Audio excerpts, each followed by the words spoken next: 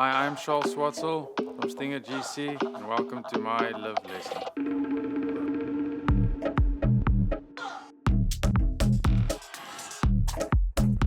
The 2011 Masters champion is our inaugural LIV Golf winner. In this lesson, I'm going to teach you some advanced techniques, how to get out of a bunker.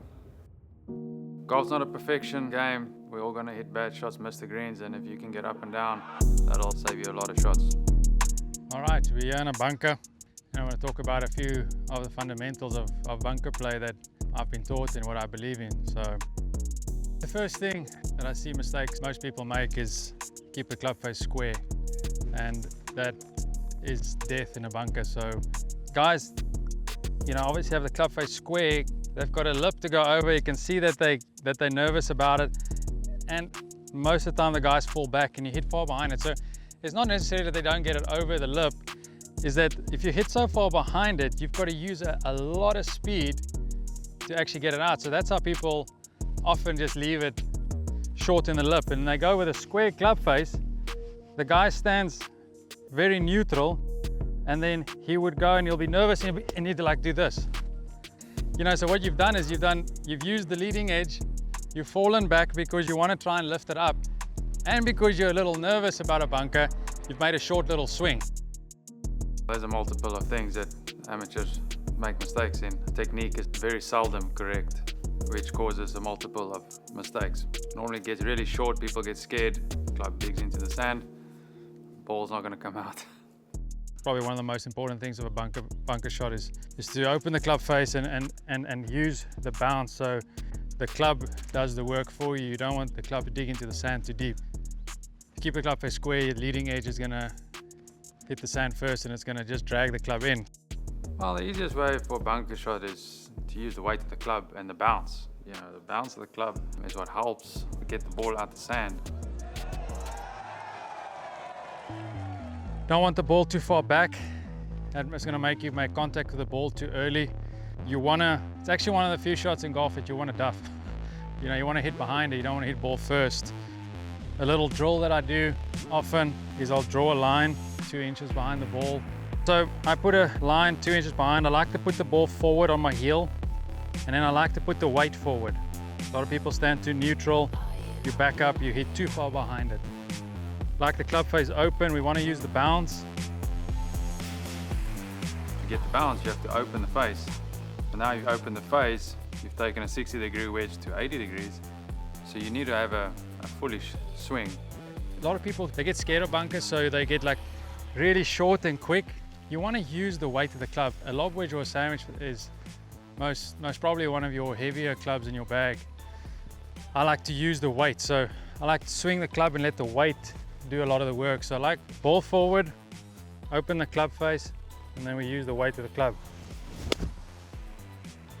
So big swing, use the weight of the club, use the bounce, and the ball will sort of explode out the bunker and you'll be more consistent. And that was pretty good because there I touched the line, so I hit about 2 inches behind it. Obviously club face open, so nice soft flight on the golf ball. When I was taught 10 years old to probably for the first 10 years of my career, it was stand open. So stand open, but then what happens is you drag across the ball quite a bit and you get a lot of spin coming off the ball, off the side, so you would have a lot of toe strikes. And the ball would come out spinning sideways. On a normal surf bunker like we've got here, normal texture, I've changed, and I think most modern day players now is almost really square. But that's why we want to have the ball forward and weight forward. And I hit pretty much down the line. So if you release it correctly down the bottom here, the club face, the toe actually almost comes around a little bit. The face stays square, but because it's forward and I release there and use the bounce, you get straighter spin. So it's not necessarily that the ball's going to come out where the club face is aiming. The line plays a big role. So if in the middle of the bunker when it was flat, you'll use a lob, which most people will make a normal bunker shot, and you've got a 10-yard bunker shot. But now you put yourself on the upslope. If you're on a really steep slope, the loft of the club becomes a lot more, the angle becomes more. So that same swing is now only going 6 yards. So to counter that, you can use a sandwich. A lot of people do. You take a sandwich, make that same swing, now all of a sudden you've counted it to go that extra couple of yards further. Okay, so this happens quite often. You'd hit a short iron into a par 4 for your second shot and miscalculate a little bit, and it's the face of the bunker and it'll plug. Most of the time when it plugs on the hill, it's very playable. It's still inconsistent, but it's very playable. It's when it plugs on the flat and you've got no green that it becomes damage control. Get it out on the green and hopefully make a 30-footer. But if it plugs on a hill, remember I said you want to use the bounce of the club? I don't want to use the bounce on this one. I want the leading edge, so I want the club to go in. I'll do pretty much the same. I'll keep the ball up a little forward. I don't want it too far back on for me, so not as far forward as that, not front foot, but sort of just on the inside of the heel. But I'll keep the face squared, and I'm going to hit a little further behind it.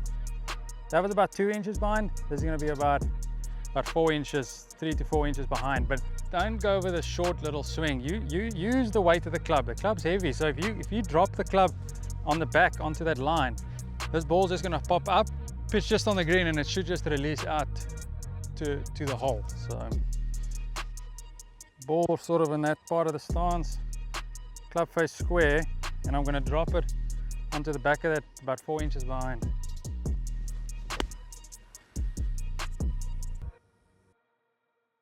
So it's distance and the firmness of the lie. If it's really firm, you've got to use a different technique to a very soft bunker. A firm bunker, you do need a bit more steepness on it, but you can get that by putting weight on your left side and keeping it on the left side. You know, it helps you going left side, and then on your way down you move it to the back, because now you're going to hit far behind it with bounce. So that's when you do hit it in the teeth over the green. All right, so we've got a little downhill lie here with a fairly high lip. It's actually a pretty simple shot, but it can be daunting if you're using the wrong technique. So what I see most guys do on this sort of lie with that sort of lip is, again, it feels like you're gonna hit it too low and into the lip. So guys go ball too far in the middle again, and people want to hang back. And if you're hanging back, you're gonna make contact so far behind that I've seen guys just hit it 2 yards in front of them. It's safely said that he wasn't impressed with that. What you want to do is actually opposite. So you want to put the ball forward, a lot of weight forward. You want to try, and as much as you can, get your shoulder tilt sort of with the slope. Open the club face and actually hit down. So I go down because the ground's going away from me. So I've tilted my shoulders, but because your shoulders won't go completely this way, you still need to counter a little bit for it. So ball forward, weight forward, and the shoulders are tilted, and then I hit a little down on the ball. And the ball comes out fairly softly and it should release. I'll take that. Okay, so got a scenario where somebody didn't rake the bunker properly. They've made a little hump with the sand, and the ball was supposed to roll back onto a flat lie, and it didn't. So first you swear at the guy that raked it, and then you deal with your situation. So for me, I've got two options. Because of the uphill lie, I want to create angle in my body. So I want to tilt back to hit with the slope, but I want to stand too neutral.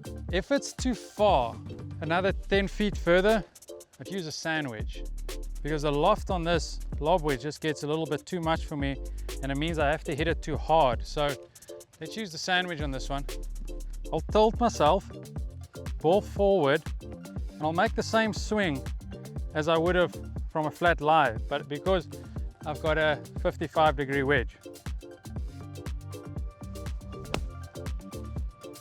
That'll work. Everybody will be different. That's why you obviously need to spend some time to figure out how far your ball goes. So if you're in there with a lob wedge and just a dead standard shot, your shot goes 10 yards, you should make the same swing with a sand wedge with a 56 or 55, whatever you use. Same swing, the ball should go 15 to 20 yards. And if you keep using the exact same technique, the ball will just keep going a little bit further with the same amount of effort.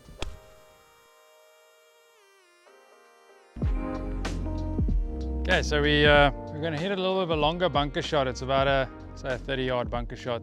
So what I like to do is I change clubs. So mostly bunkers right around the green, fairly close within 20 yards. If I could put a distance on it, I would use most of the time a lob wedge. As it gets a bit further, I don't like to use excessive speed in bunker play, so I change clubs. So I've gone with my 55-degree sandwich.